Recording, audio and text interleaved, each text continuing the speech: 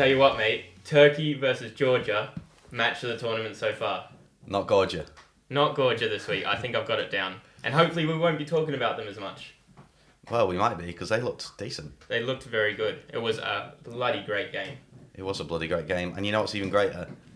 We've got Statman back in the house. I'm here. Hello. How are you guys doing? What a beautiful voice. It's such a pleasure to have him on. This is just poetry in motion, isn't it, really? Northerner, Kiwi/Aussie, and some posh dude from Birmingham. I mean, it really is the trio that you need in your life. Yeah. Doing a great little podcast called Footy Roulette, where we go around the world looking at different football leagues. And last episode, it was all about Turkey and Georgia. Who'd have thought? Who would have thought? That's the beauty of it, though, isn't it?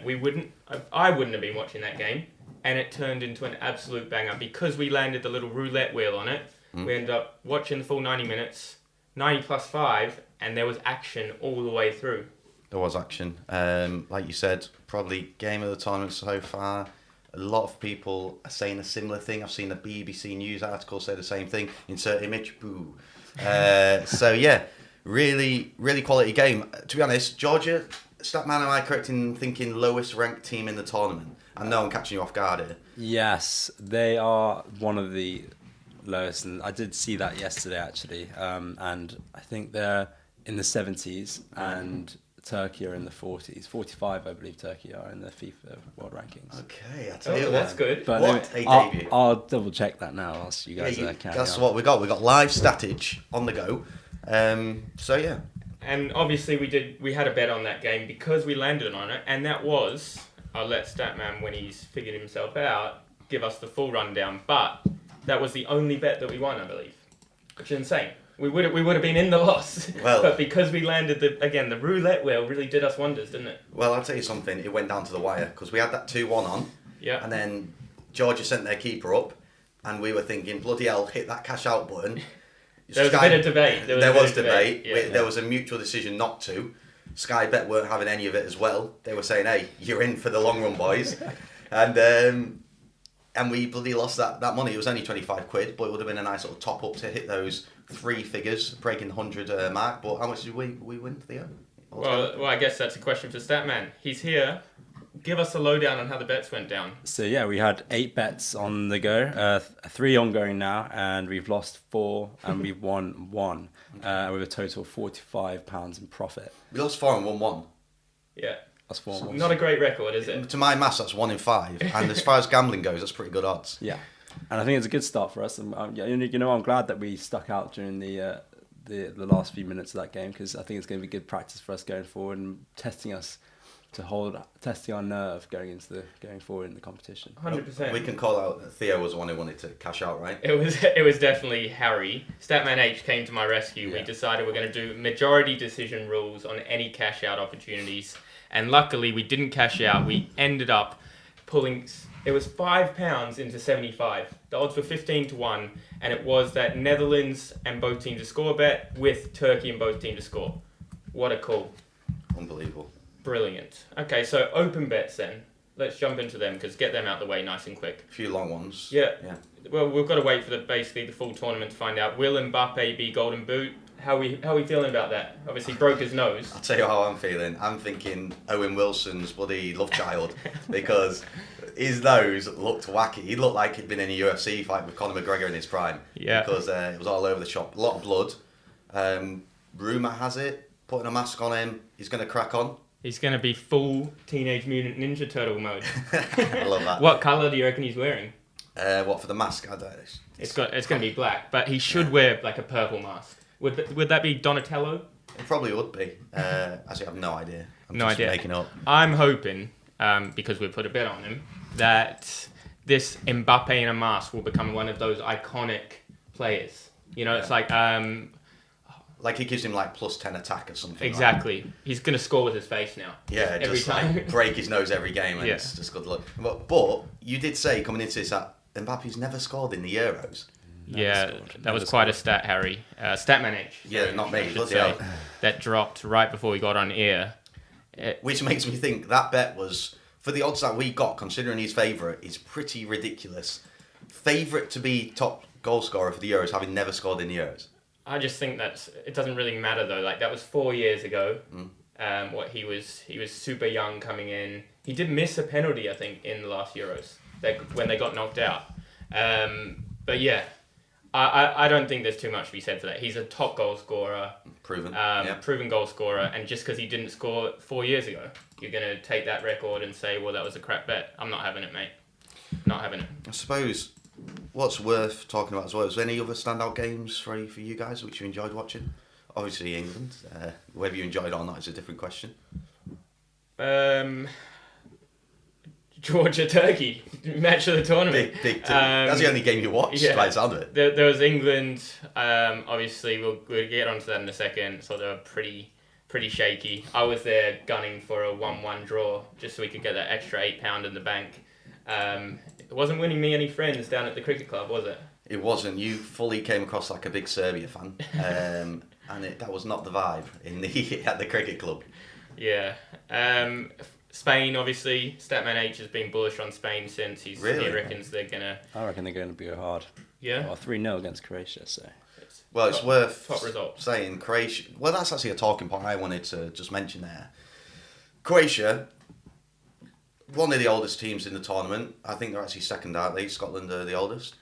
Yeah. Scotland are the oldest, and. But they look old. They looked really old. There was a lot of familiar faces who have been there over the last 2, 3, 4 tournaments.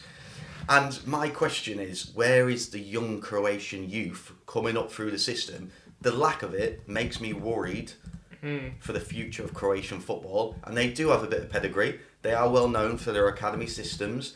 And, where's all that gone? Has there been an internal collapse? Obviously, we don't know. We're not on the ground in Croatia. Maybe we send Statman out there for a cheeky holiday, obviously, in his own money. But yeah, I'm a little bit worried for Croatia. Spain overperformed, but is that just because Croatia are really, in the last legs? Spain have quite a young team, right? And you've got Lamine Yamal coming through. Yeah. Seen him live, by the way, electric in the UEFA Champions League. UEFA Champions League? No, Europa League probably this season. Oh, yeah. But, yeah, mate, he is unreal. Yeah. And they looked great. I think, heard it here first, goal and assist coming for Lamine Yamal in the next game. But anyway, wow. we were pumping through the open bets. We've got Portugal and France to make the final, with Portugal to win it. That was from Harry. How are we feeling on that, just quickly? Portugal... They didn't look great. So, Portugal to me looked like a shit poor man's Man City. Like the positions they took up on the pitch and the kind of players they're trying to play with, technical players, a few of them are City players already. Yeah. It just seems like... What's the coach called? Martinez, is it? Yeah, Roberto Martinez. Yeah. He'd watched a few Pep videos, maybe watched the documentary that was on Prime or whatever it was, and he thought, hey, that's what I'm doing this Euros. Didn't quite work out. Saying that, I don't think it's panic stations for Portugal. You got the result. They'll go through, they'll build from there. Yeah, that's actually something I briefly did want to talk on while we do go on a tangent, is... Czech Republic, youngest, surprisingly, I caught me off guard when I heard this, youngest team in the tournament. Yeah. And I heard Jermaine Genius in a previous game. I think it might have been the Spain game, actually. Or it might have been the Turkey game, actually. Actually, it was the Turkey game with what's his name, Gula. Arda Gula. Arda Gula, yeah. Unreal, by the way. Jermaine Genius, he said, these young players, the pressure to be able to come here and play like this at the Euros... it's a different gravy. And I was just thinking, these guys are playing for Real Madrid. This is their day in, day out. This is what they're used to. The Euros is no higher pressure than Real Madrid, in my opinion. Because you've obviously played in both, and you know how it feels, don't you? I'm just frigging nearly choking there. Disgusting. Yeah, sorry. Gosh. But there was something else I wanted to add on to that. The Czech Republic team, right? They're the youngest team. But when I was looking at the teams that they play for, Sparta Prague, other Czech league teams, those players, in my opinion, are going to feel the pressure. Yeah. They haven't been this is their big chance to perform on the big stage. Yeah. So I do agree in terms of a young team who don't play at the highest level, this is going to be really tough. I think Czech Republic are going to really struggle. Yeah, interesting. And they've got next game against Georgia, who we've already said actually really impressed and probably won quite a few fans. That was in Group F, obviously. The last open bet we still got is highest scoring group to be Group F. Statman, can I get an update on where we are at? Yes, so with Group F, they've scored 7 goals, so we're looking kind of good on there. But unfortunately, Group A has scored 10 goals, with thanks to Germany and Scotland. Yeah, the bloody Scots doing us dirty. And I was bullish on the Scots. Who on earth would have backed Scotland? Only the Footy Roulette podcast. Yeah, and then coming up after Group F, we have Group B, which is on 6 goals, and then Group D and E on 4 goals, and then no surprises at all, Group C on 3 goals. It's a 3-horse race, and we're in it still. We're 3 goals off. I think it would have been a good one to have gone for lowest scoring group for C with England.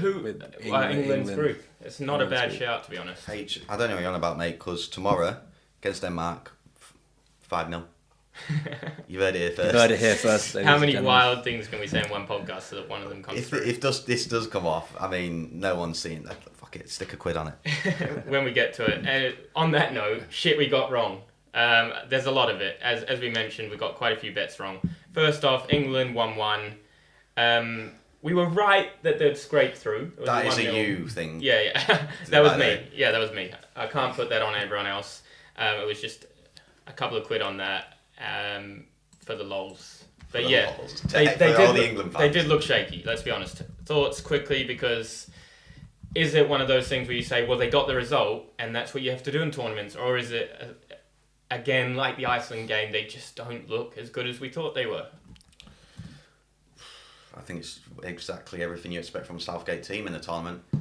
I don't think anyone's surprised. Me and Statman H, actually, we guessed the correct score, didn't we, in the whatever the guess to score table thing. Now a little tipping league. We expected a 1-0 win and we got it.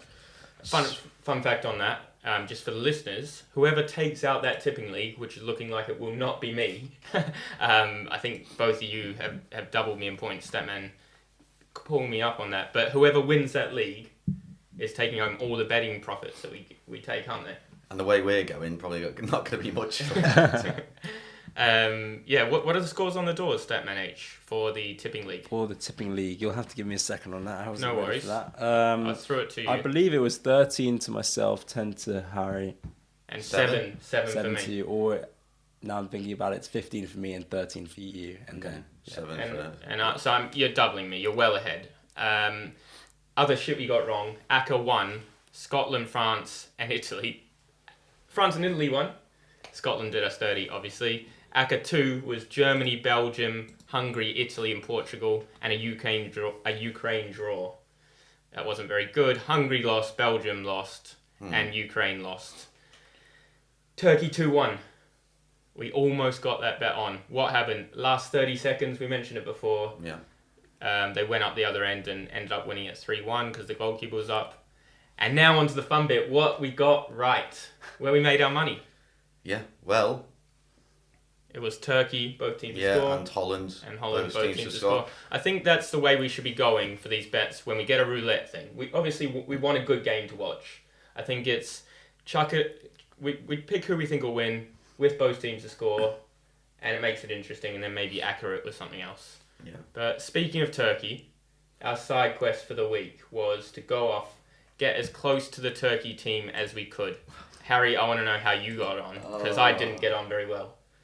Well, I would love to tell you that I had an influx of messages in my Instagram inbox, but that's just not the case. I sent out, long story short, I now follow about 100 Turkish footballers on Instagram. I know everything that's going on in the Turkey Football Association, but I've had no message back from any Turkish player.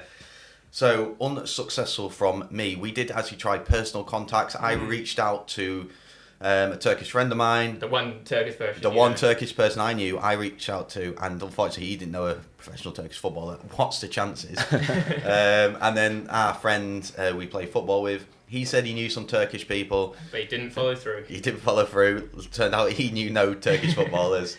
The closest we got, I think, was, again, I also follow. My strategy was the under-19 team and the under-21. Anyone who's got a cap, added them on Instagram, sent them a blanket message, And the closest we got is we agreed we'd bring this up. Give a little shout out to a man named Burak Ince. Burak Ince. He plays for Slask Wrocław. Wrocław. Okay. Is that how you say it? You'd know, Polish team. Yeah. The closest we got is... Can I just get, how did you call it? Rocklaw? It's spelled Rocklaw. That sounds like a fucking bad guy in the James Bond fucking movie. Rocklaw. Slask Rocklaw. Yeah, he's coming for James Bond in the next episode.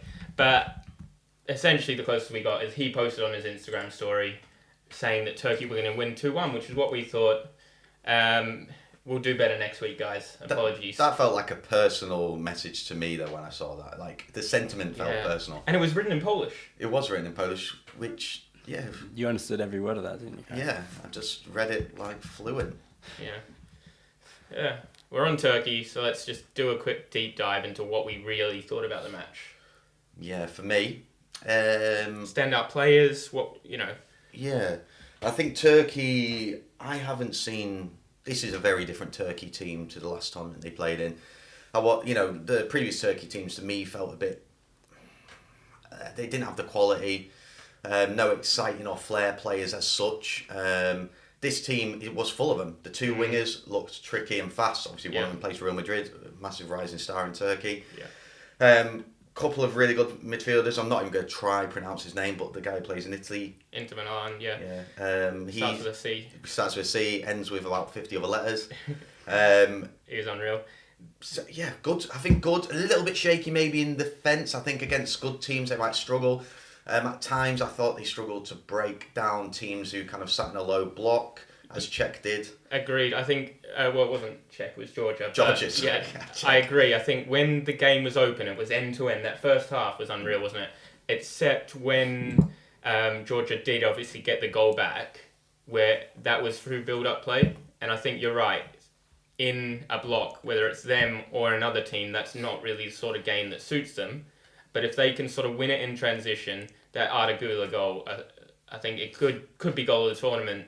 Even if we're speaking in 3 weeks, it was unreal. But so was the first goal, honestly. I was sitting there thinking, the right back, gone forward, volley into the top right corner. Both goals, unreal. Was that Mulder? Yes. Mulder, the right back.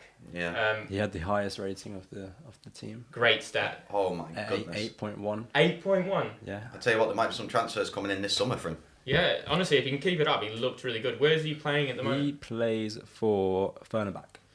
Fenerbahce. Fenerbahce or Fenerbahce, I wouldn't say it. The Turkish Giants.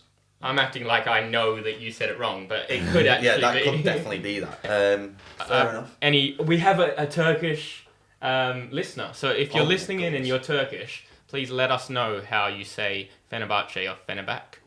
Yeah, I'd love to know. Send us a voice note on Instagram. Maybe even give us your prediction for... If you're Turkish, just send us what you think next game. We'll include it in the podcast. Who I was really impressed with, just going on Georgia quickly, I thought they had a lot of heart, determination. They were what I would imagine a Georgia team to be, incredibly hard-working and tenacious. But their striker, I can't remember what his name was. Mika Tardis. Yeah, it sounded like Mika Teta. Oh, we thought he said Mikel Arteta at some point. I thought he was bloody Georgian. Mika Teta was unreal. He scored the goal. Yeah. He had 3 more great chances, which he created for himself, really. He was getting about. Everyone obviously would talk about Kvertska. Again, probably the Napoli player. But to be fair, he was great on the break, but I think you're right. The standout for me was the star man, the striker. My question to you is, could we have picked 2 teams with harder names to pronounce? No, and it wasn't our fault, was it? It was the Roulette wheel. And I'm really hoping that this week we get England, so we can say Jude Bellingham or Declan Rice next week. I just got to say, I thought the pick of getting Turkey and Georgia as our game on the roulette wheel worked out brilliantly, as it was the last game, pretty much the last game of the first round of games, and it was our deciding bet as well. So it was. It did work out beautifully. It caused a great bit of drama for us. And we felt that drama. We did. did. Watching it.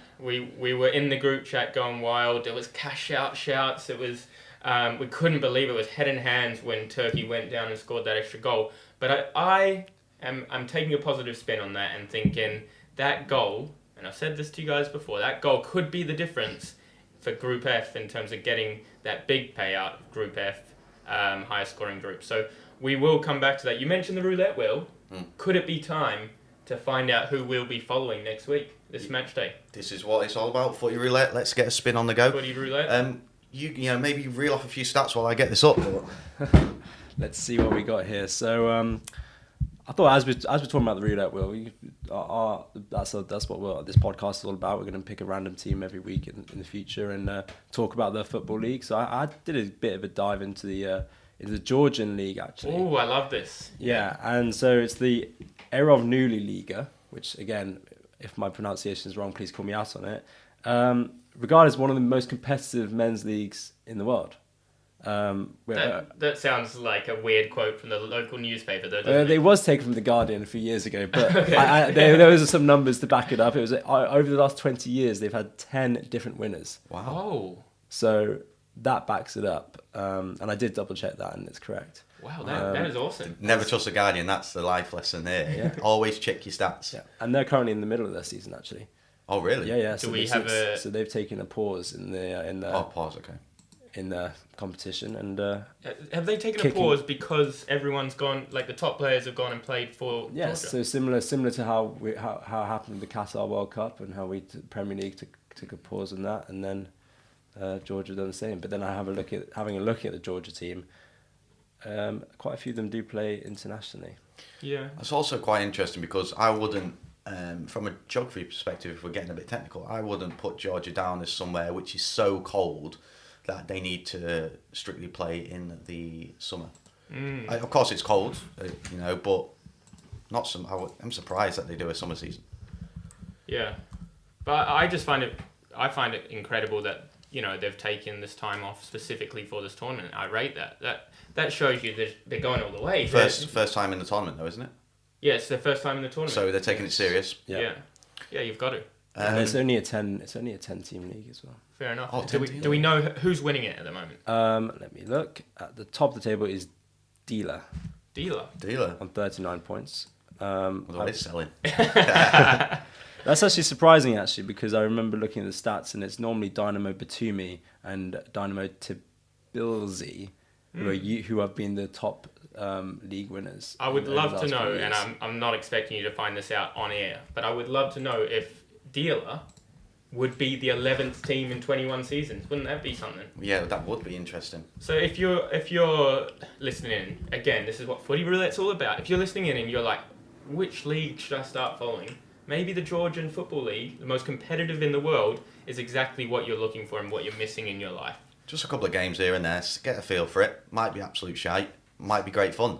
Yeah, we'll have to watch a game at some point. I'm sure we'll land on Georgia in the regular Footy Roulette. But it is time to spin the roulette wheel.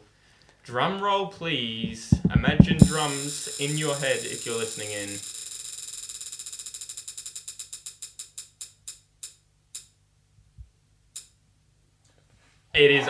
It's gone Turkey! It was on the border. If you were watching this live, wow. Surely it's a respin. Yeah. What are the chances? How many teams are in the Euros? 4 times 6.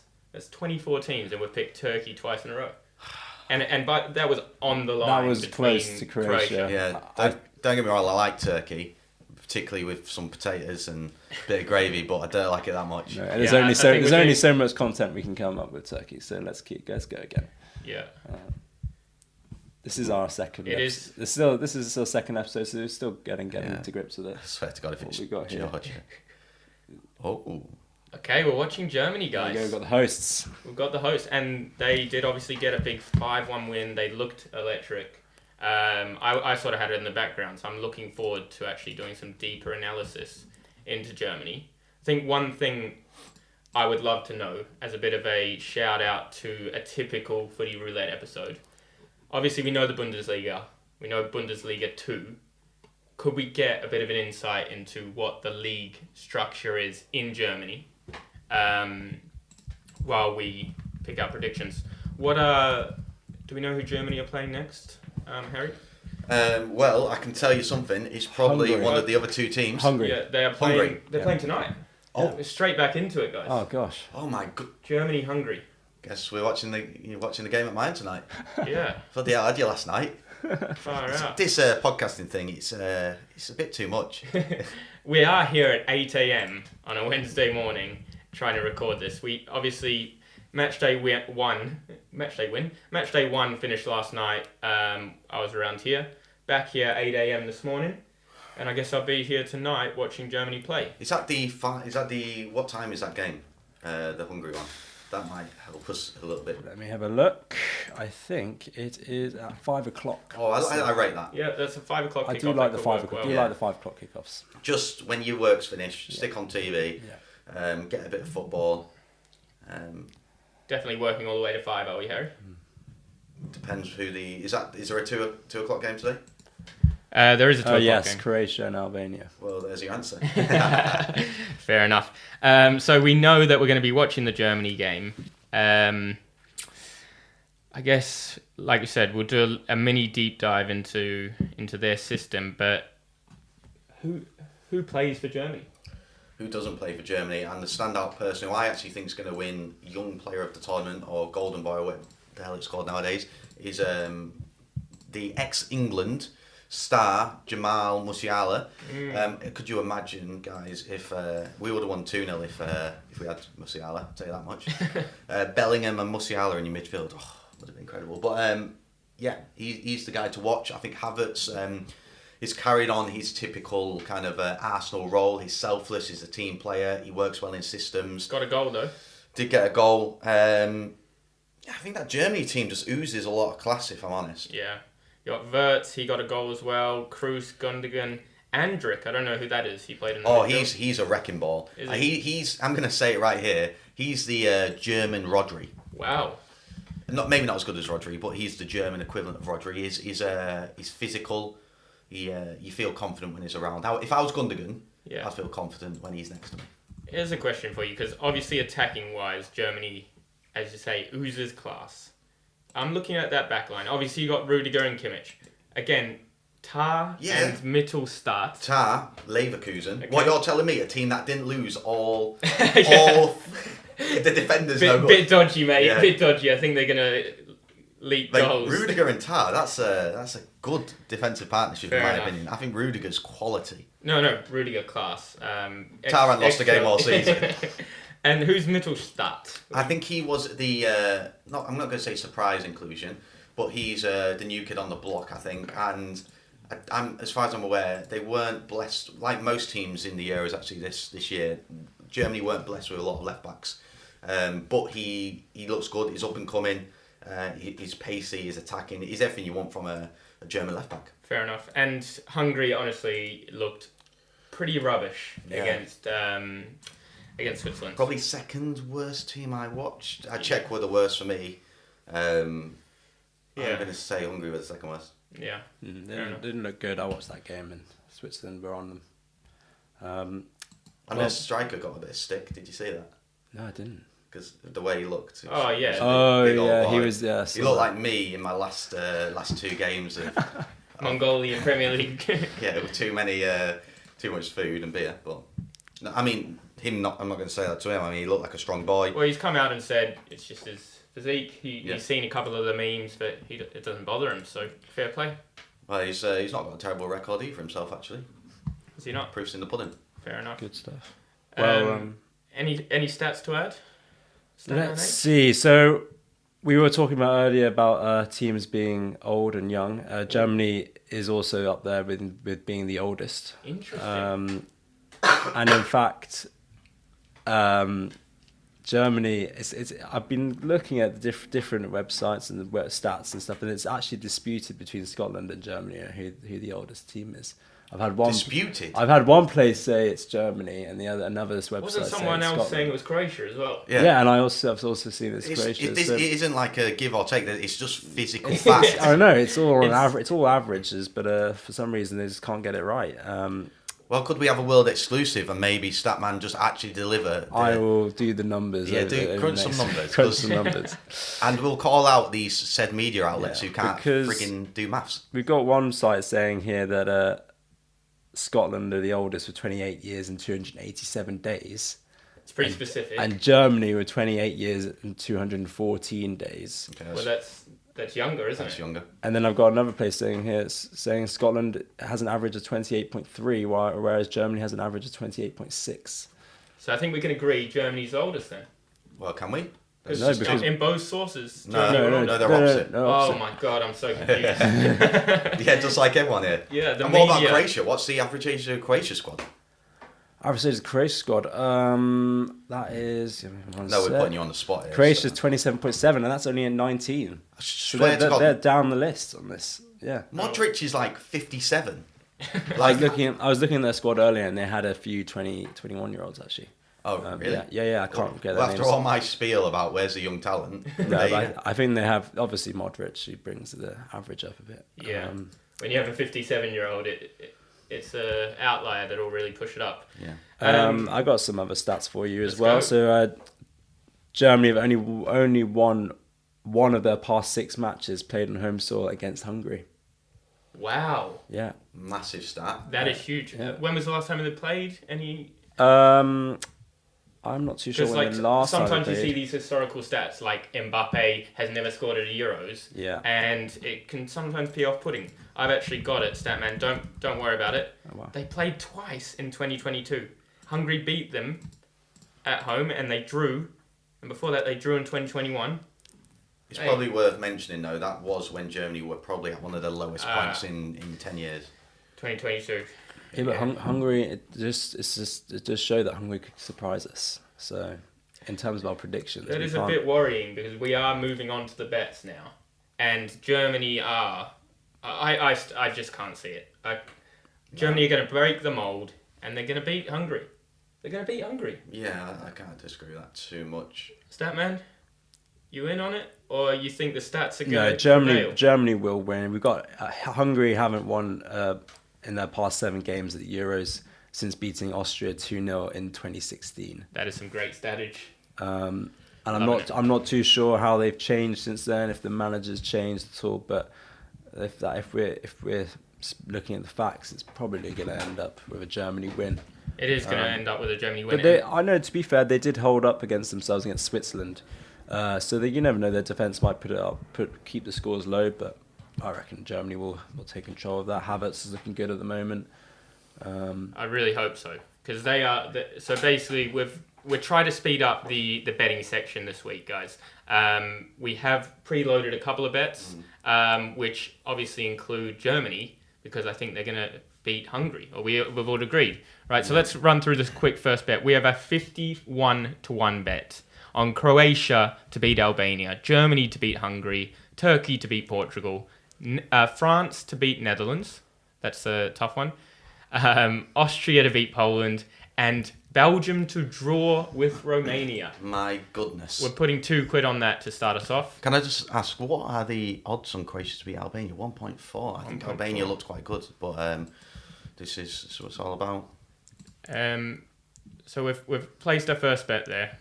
£105 back off £2, not bad. 105 off 2. Hopefully that gets us through. That's the easiest way you can throw away £2. Yeah. That Belgium-Romania game is also going to be the last game of the groups of this round. So again, we could be expecting. We could be waiting on that to come through again. It's at an 8 o'clock kickoff, and I think that's going to shape up to be a great game. Yeah, I reckon so as well. Belgium are looking desperately to win. They lost against Slovakia, one of the biggest losses. Well, the biggest loss ever in Euros history. And Romania. How the biggest loss? So, it was 1-0, wasn't it? In rankings. Oh, wow. So Slovakia, the gap between FIFA rankings. And then Romania coming off a 3-0 win against Ukraine. And on top of that, correct me if I'm wrong, Statman, but I believe Romania are riding something like a 7-win streak. Something like, I'm going to say 7 games. They've been unreal. It was insane when I looked at their stats. Statman's going to confirm this. 7-game winning streak, you say? I think so. Or maybe undefeated. But They lost against Colombia in March. To be fair, Tell me there were 7 games before after No. So their last 2 games against Bulgaria and Liechtenstein, it was 0-0. Then it was Colombia 3-2, and then was that a win? A 3-2 win? No, 3-2. Mate, what are you talking about? You don't know what you're Well, talking let about. me tell you something. Unless this might be, perhaps this was related to European qualifiers, because I'm actually looking at the European qualifiers, and yes, they were undefeated. Okay, So here we go. So they some beat respect back on the name. Romania beat Switzerland 1-0. They also beat Israel 2-1. They beat Andorra 4-0, and then there were Moral of the results story. as well. But yeah, Yeah. I mean, we're going off our main topic, which is Germany, and Yeah, moral of the story on that one, Belgium are going to fluff it and draw, and it's going to be pressure on for them to get there. So, again, Germany feature in our second bet of the day, which is an accumulator at 3.69 in total. We're going to hedge our bets here with France to win or draw against Netherlands, Croatia to beat Albania, Germany to beat Hungary, and Portugal to beat Turkey. All right? This is our safe bet, shall we say. And it's not looking very safe after the conversations we've had today. So how much are we putting on, guys? What is it, 3.69? It's 3.69. I mean, you're going to have to put a lot of money on to get anything back. I personally know we're going to go ahead with it anyway. I'm not a massive fan on this bet, but What's jumping out to you that you don't like? I'm going to say Croatia. I think Croatia's against a Albania. little bit sus, maybe. Fair enough. Should we put 5 on? Yeah, why not? Put 5 After on. all that, just put 5 quid on. What don't you like? Well, screw your opinion. Okay, total returns 18. Okay. The next one that I would... Feel free to jump in, guys, if there's anything after our conversations that's come out. But the next one that I would like to find is France and both teams to score. So that's Netherlands against France, both teams to score and France to win. And Portugal to win and over 2.5 goals in that game. Again, we're really hoping that Group F gets a lot of goals happening. So full-time result and over 2.5 for Portugal. And then back to the France game. These sort of double bets have done all right for us so far. So far, i.e. the one that we've done. The one bet, the only bet to come through, basically.